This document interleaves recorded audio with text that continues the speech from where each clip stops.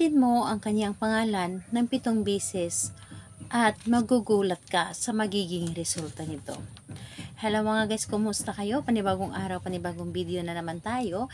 And sa araw na ito, isa na namang video ang aking ituturo sa inyo na simpleng gabay o simpleng pamamaraan na makakatulong sa atin. At bago ang lahat, gusto ko lang mag-disclaimer sa mga taong hindi naniniwala at hindi gusto ang mga kagaya nitong video. Please skip this video and wag hanap po ng videos na gustong gusto nyo dahil ang video na ito ay para lamang ito sa mga taong naniniwala and gusto mag-try.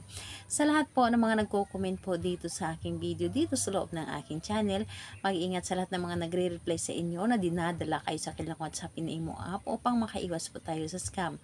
Ngayon po, ituturo ko sa inyo paano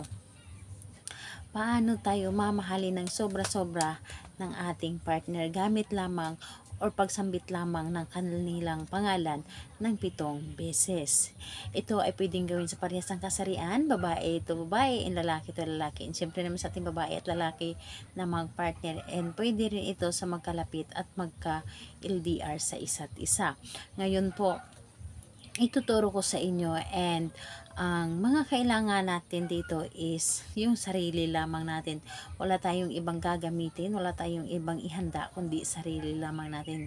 Kailangan lamang natin dito i-claim sa ating sarili na gustong gusto natin itong gawin, at alam po natin sa ating sarili na hindi po tayo nagdududa sa isang ritual na dapat nating gawin, dahil kapag ikaw ay may pagdududa and hindi ka sigurado sa dapat mong gawin, wag mo muna itong gawin dahil hindi ito gagana sa inyo.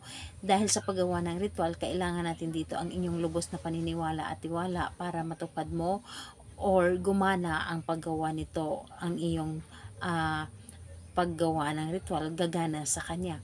So ngayon po, kapag alam mo na ready ka or alam mo na hindi ka nagdududa and pakiramdam mo sa iyong sarili na para bang hinihila ka na gawin mo ito. So para ito sa iyo, and kapag ready ka na, pwede mo itong umpisahan. So ang gagawin mo lamang dito, napakadali lamang. So una, ang gagawin po ninyo is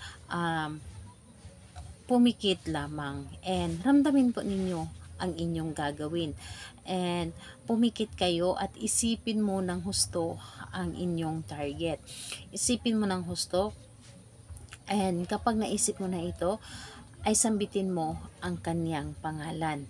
Kanyang pangalan po ng 7 beses. So halimbawa na lamang, pangalan niya, apelyido, at isunod mo, sobra kang mabaliw sa pagmamahal sa akin. Again po, pangalan, apelyido, sobra kang mabaliw sa pagmamahal sa akin. 7 ulit mo itong sambitin, at kailangan nasa focus ka, and ayun po, nanggagaling po talaga sa iyong puso ang inyong mga sinasabi.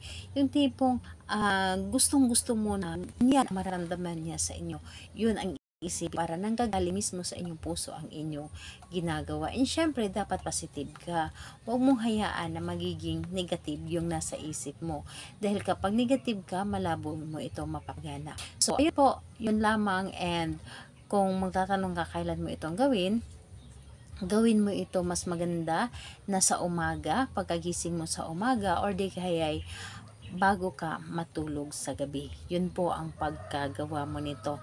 Dahil sa mga ganyang oras po ay nasa focus ka pa, and mabilis mo ito mapapagana, and mabilis po din tayong mapapakinggan ng ating universe. So ayan po.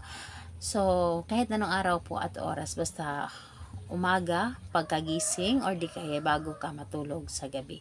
Salamat po sa inyo. Bye bye everyone. God bless us all.